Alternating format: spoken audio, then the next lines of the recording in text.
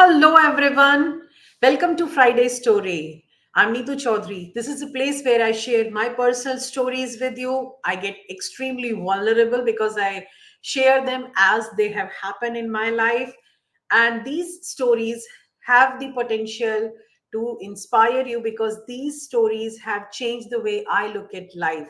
So that's the reason I pick very meticulously these stories to share with you, and on every Friday I'm live like this to share my personal stories with you. So welcome to Friday's Story.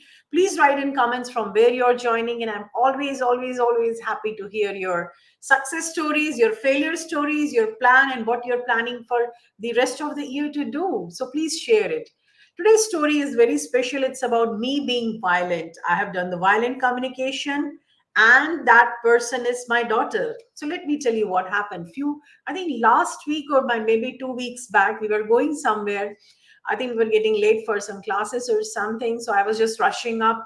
And as we were going towards the parking for the car, my daughter was wearing a shawl because it's a bit cold sometimes. So she was wearing a shawl and she said, Amma, did you notice that there is a Gucci sticker on this shawl? The Gucci tag is there on the shawl. And my immediate response was that, Pragya, you have told me this 100 times before this. Boom. My goodness. That was the violent communication. And since I practice mindfulness and I teach mindfulness in the real life for leadership, for business, for personal life, for professional growth, I practice it myself. And the moment I uttered that sentence, my goodness, my brain said, hey, this is violent communication. You're getting violent with your own daughter. I apologized to her and she said, that's Amma, that's fine, Amma. But why I'm sharing this story with you? We don't even realize that we operate most of the time on the autopilot, and because of past experience, because we are in hurry to do things and we don't give enough time to our brain to process the information, we get into this violent communication. Now if I would not have apologized and I would not have realized my mistake, and I would have continued the same way. Next time, if my daughter wants to share something with me, she's not going to do that. She will not do, because she knows that the moment she says something, I'm going to attack on her by saying, you've already told me, I already know this thing. And this is not the only thing. Like, it has happened many times. I have done sometimes, I have experienced it many times. I remember it distinctly. One of the projects I was like assigned, and that project had no budget. So I asked my manager that we don't have any approved budget for it. So how are we going to do this project? His response was that, Madam, you don't think more than the salary you are getting.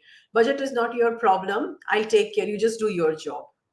Finally, that project never happened. But the thing is that I felt so hurt that time. And he made me feel that I'm so small and I don't even exist. I'm just working for him, not with him. That made me so hurt that I never went back to him. And at that time, I did not know the strategies that how to be assertive and keep my point there. So I did not know those strategies that time. So the point I'm trying to make is that whether it's a personal life or professional life, please be mindful. There are 100 methods to be mindful.